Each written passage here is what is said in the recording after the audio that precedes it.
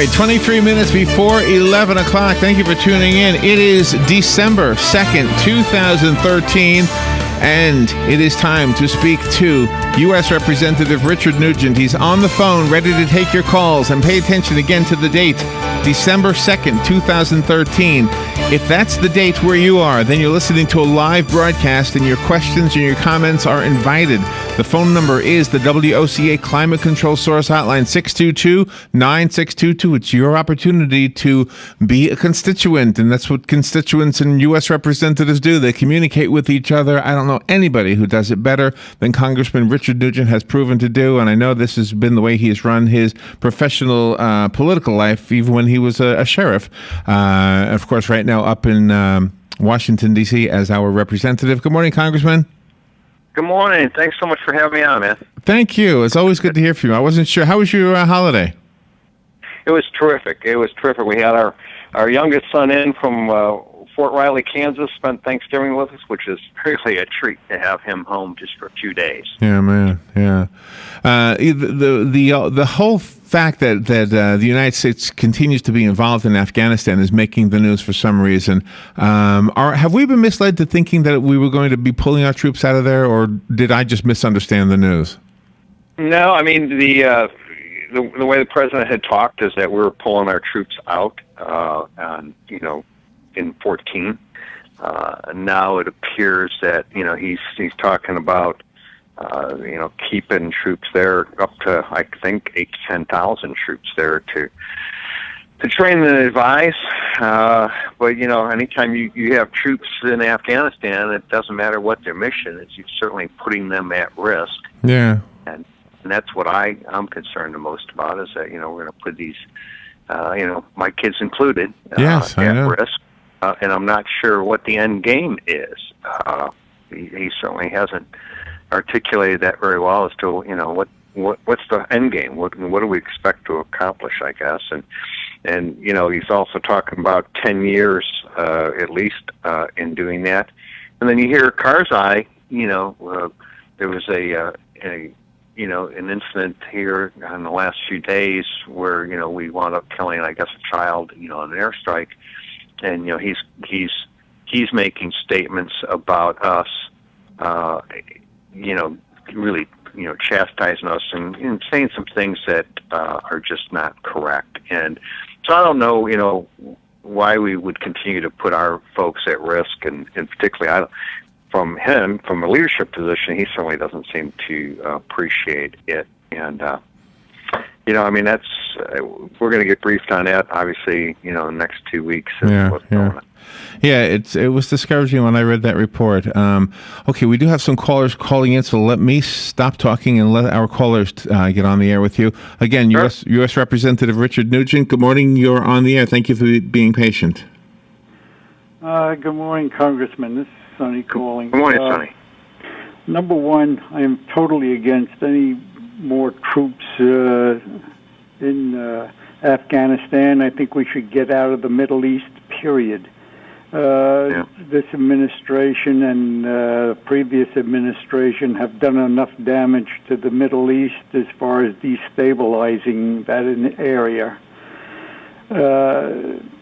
to nobody's betterment. But anyway, there are just so many things going on here that nobody wants to really address.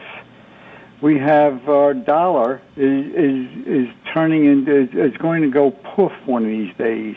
There's only a one somewhere out there with 100 years of zeros added behind it, and it's just a matter of time. And we have basically three entities out there that are looking to jump right in. One would be the European Union with the euro.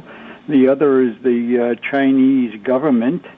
And a third interested party that would be concerned with what's going on, and believe it or not, is India. And it's not if, it's when the dollar goes poof. That one is going to disappear. And nobody seems to really give a darn about it. You extended the debt limit deal until, was in January, but it's kicking the can down the road. and I know you are responsible and want to cut the spending, but obviously there are too many people in Washington who just think we should continue printing money. Now, nobody wants that I word, but I would say we should audit. There are enough entities in Washington to keep auditors busy from now until 2016. And I think once we start doing things like a genuine audit, in other words, the government used to be afraid of the GAO years ago, but not anymore, because they can baffle them with BS rather than brilliance. So that would be the way to go, I think. And number one place to start would be with the Fed. We should audit the Fed. Has anybody seen the gold in Fort Knox lately? The last time I think somebody actually saw the gold was in the 70s sometime, 72 or 73. But I don't need a picture of it. I would like somebody actually there to see the latest assay, and if it's more than a picture of gold in the Fort Knox. And I'm just wondering, isn't there anybody willing to step up to the plate and realize that we got to honor our Constitution and our laws governing government in this country? And I'll hang up and listen to your comments. Thank you very much for being on the air, and have a Merry Christmas, Congressman. Well, Sonny, I appreciate that, and Merry Christmas back to you and all the listeners. And Sonny hits it on the head, and you can hear in his voice that, obviously his concern and disdain in regards to what's going on and how, how we're dealing with this. I worry, just as Sonny talked about, he said poof in regards to us as the, reserve currency of the world, but also the fact that the dollar, at some point, you can't keep pumping it up like the Fed has done. When you keep devaluing the dollar, sooner or later, that has got to come home to roost. And I guess my biggest frustration up in D.C. is trying to get people to really understand the fact that, how do we control our spending? And one of the areas that Sonny hit on was auditing the Fed. I absolutely agree that has got to happen. But we have IGs in each of these agencies, and the agencies don't even listen to their own Inspector General reports in regards to the way we spend money, the way that we track the dollars that we're spending, the fraud and the abuse going on within multiple programs that are overseen by the federal government. And until we actually get our spending under control and, we extended the debt limit, we're over $17 trillion. And what the debt limit is, obviously, is, money that we've already obligated to spend. And once again, while we've cut spending in D.C., it's just not enough until you get where you're reversing the trend of spending more than you take in. And we are doing that. We are still spending way too much more than we take in, even though we have, right now historical highs in regards to the amount of dollars being collected by the Treasury. But at the end of the day, you can't keep doing what we're doing. So, my question is, how long, how many more times do you have to increase the debt limit to match our spending? I don't think that we can keep doing this, for very much longer, because at some point in time, when your debt load is too high, whether it's a business or your home, there are consequences to that when you can't pay your bills. At the end of the day, here we are, we're still, at very low interest rates. That, I keep saying this, and I'm going to keep saying it, is going to change. And whether it changes, this month or it changes, 10 months from now, when that does change, when that interest rate goes up by half a point or percentage point or more, that's when the serious damage to this country takes place. Because we're not going to have the dollars, and then we're going to be borrowing money to pay down, not pay down the debt, but to pay the interest payment alone. Folks, you just can't keep doing it. You can't keep going to your credit card and expect things to right itself. Yeah, right.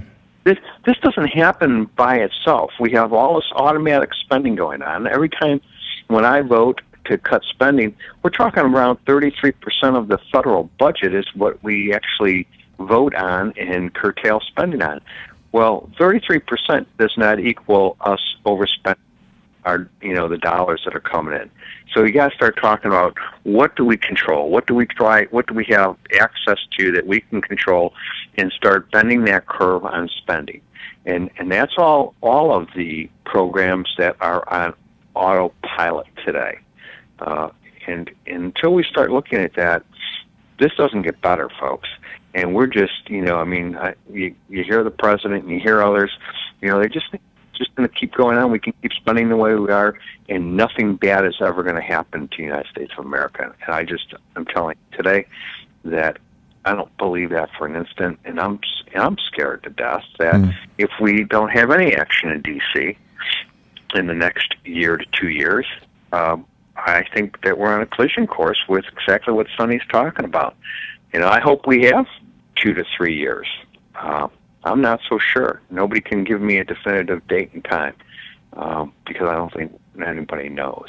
But I think that the linchpin here is where we are today on interest rates and where we are in regards to the interest we pay on our national debt of $230 billion today, I believe it is. It could double and quadruple in a matter of months. And then how do we pay that? That's more than we pay out in Social Security benefits. It's more than we pay out to provide all of the government services, whether it's the military or whatever. How do we do that? We've got ourselves in a terrible mess, and those in D.C., I hate to say it, a lot of them, they're more worried about their jobs than they are worried about the American public, period. Okay, we've got a few callers waiting to speak to you, so let's just jump right into them. Again, you're listening to Congressman Richard Nugent. Are you here, or are you in D.C. right now? No, I'm just getting ready to leave, actually, to go back up there. Okay. And if your calendar says it's December 2nd, then you're listening to a live broadcast, and so you're invited to call in. 622-9622 is the number, and somebody's been patiently waiting. Good morning. You're next. Good morning, Congressman Nugent. Good morning. I really share the frustrations of many people in terms of what's happening in Washington. But a few years ago, there was a Republican senator and a Democratic senator, and they did a lot of work. They put together and they came up with some ideas, which I think were the most sensible ideas that have been ignored in terms of dealing with our budget. I think it's gonna be spending as well as some revenue that needs to be coming in. I think you need to take a twofold approach. The other thing is, until both sides stop playing politics and really begin to look at this as not just the game, I think that nothing's going to change. And the people that's going to really be hurting is the average person out there. It's not going to be the people in Congress or nor the president, really. I think in terms of what happened with the banks, you can't continue to give this infusion of money, this so-called QE3, QE4, whatever. Right. Right. You can't continue to give these banks money with no interest, and then they charge anywhere from 5 and 8% to the people that they're supposed to be lending money to, and the business people and stuff. I think that's an issue that's going to have to be dealt with. And I hate when people start with those bullet points from both sides. I mean, you hear people in the Senate and the House, they talking at each other rather than to each other, and that's just my opinion. I appreciate what you guys do, and certainly appreciate what your kids are doing in terms of defending this country, because most of the people in Congress don't even have kids that even want to look at the military, anything like that. So I hope you have a Merry Christmas, and thanks for listening to my, I guess maybe there might be a little bit of sense in what I'm saying, but I just think you guys have to, roll up your sleeves and start reaching out across the aisles to each other, and if you don't do that, nothing's going to change, and we're going to continue to suffer. Have a good one. All right, thank you. Appreciate that call. I appreciate the caller, and particularly his common sense approach. And I don't know how, or I do know how. And it's right now we're trying to do it in small steps. At least I am. And others, where you do reach across the aisle, and those things that we agree on, and there's so many things that we do agree on, that we should certainly be able to come together and, fix this. A lot of smart people in Washington, D.C., I don't propose that I'm one of those, but I will tell you this, that what I do have is common sense in regards to, how to look at a problem and identify the problem, and then they'll come up with a fix. And the caller's right. I mean, what's happened, and this is on both sides. This isn't just one side. And I think that when you have both sides have got to get their, basically get their heads out of what's and get moving and come up with an idea as to how do we actually fix. And we have limited time. This isn't, something that's going to be able to be fixed easily if we just keep kicking this can down the road. Yeah. And I guess that's the biggest thing we can walk away from this is that sooner or later it's going to get fixed. The problem is that when either we have control over the fix or we don't have control over the fix. And if we don't have control over the fix, that's when severe pain is to be inflicted upon all of us. And that's not the right position. I mean, that's just a sense to wait until you don't have a choice. We have a choice today. Let's take another call. Sure. Good morning. You're on the air with Congressman Nugent. Good morning, Congressman. This is Sonny again. There's 2 points that I'd really like to come up with.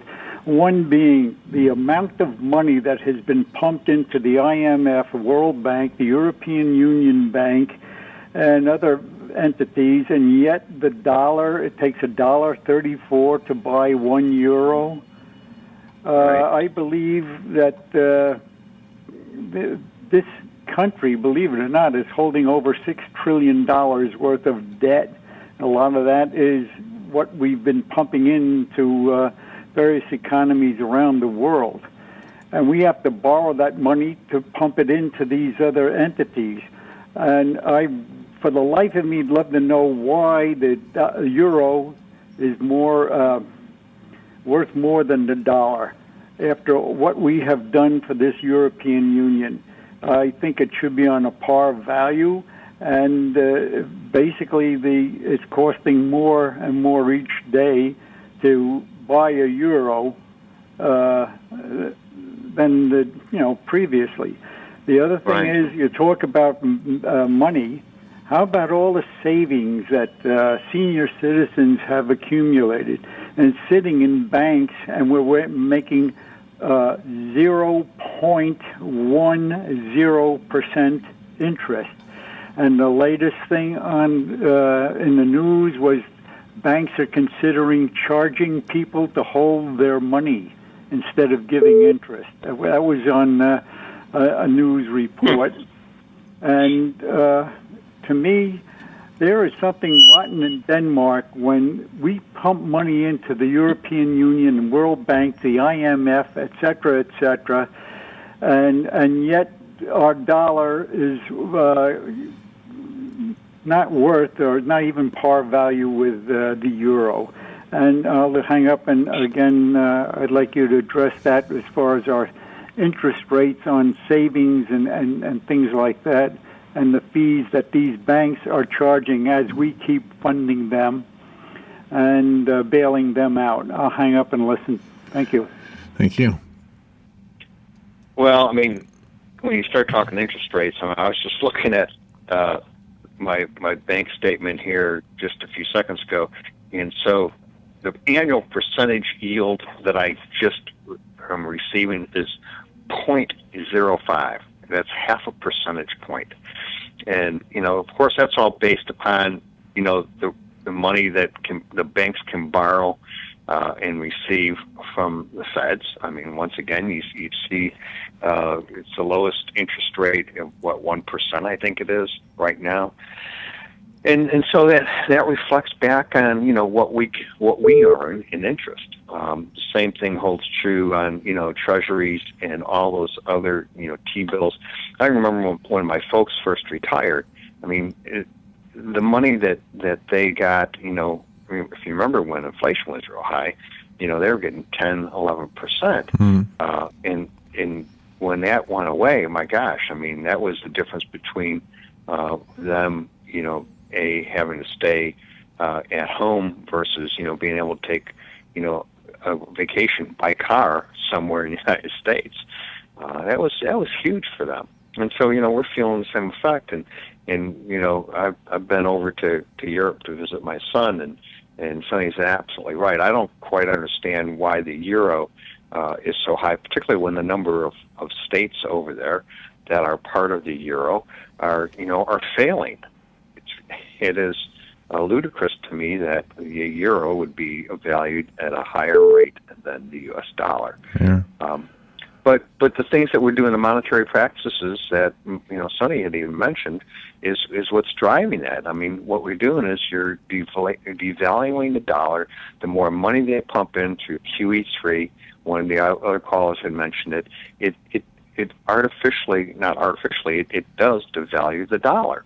And so it pumps up other currencies while it lowers ours. And the whole idea behind the Fed is to pump more money into the system that it's going to create, more jobs. And you can see how poor that's worked for us. It has not done what has been, what they said it was going to do by the great numbers it was going to do. We've had, the slowest recovery of any recession, and we've pumped more money into this economy than ever before, and we've had very little positive effect except the actual value of our dollar dropping against foreign currencies, and it's pumping foreign currencies up and it's devaluing ours. And it costs us all more at the end of the day when you go shopping at grocery. And Congressman, we have one more call, and we'll have to squeeze it in because we're right up against the clock. Good morning. You're on there with Congressman Nugent. Congressman Nugent, and I would like to thank you also for having a son that serves the country. I'm a Marine Corps veteran myself and a registered Democrat, but I do thank you for serving our country, and I mean that sincerely. If you see Sherry Bustos Callahan, her brother was my best friend growing up. She's a freshman congressman from Central Illinois. If you've not met her, I think you may have. Tell her hello from Mark and Ocala. But if you look, for Sonny who calls in, the Federal Reserve Transparency Act of 2009 was passed by Congressman Grayson and Republican Ron Paul, and it's a limited bill that was approved by Congress to take a look at the Federal Reserve, but it's an attempt to head in that direction. I would agree with Sonny on that. Unfortunately, he always votes Republican in the end.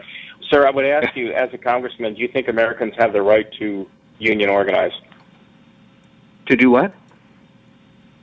I'm sorry. He asked if you felt Americans had the right to union organize. Well, I think that they have had the right to organize. Now, every state's different. Some states are a right to work state, like Florida.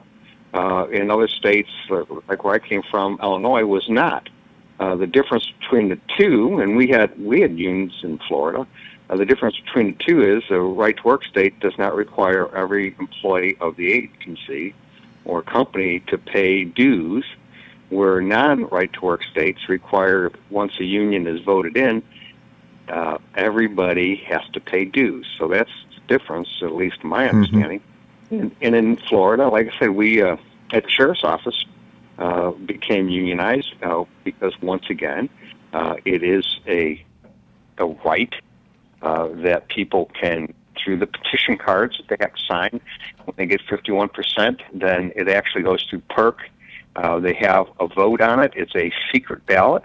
There are some that want to make it a non-secret ballot, which I'm opposed to, because that puts pressure on employees then to vote, because of whoever is in power within that union organization, that if you voted against it, then you could be ostracized or have all kinds of problems. So it's a secret ballot. And that's the law. I mean, anybody can organize.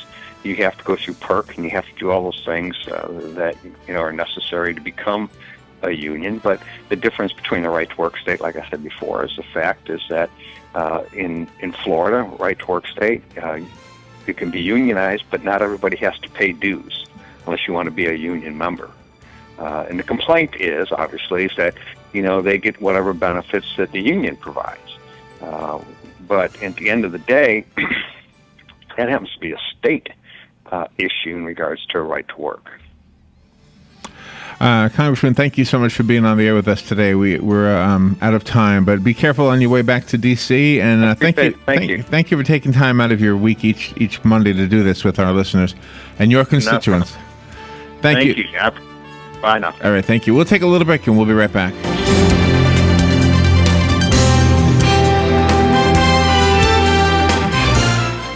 Ocala's information station, 1370 WOCA. ABC News Now. I'm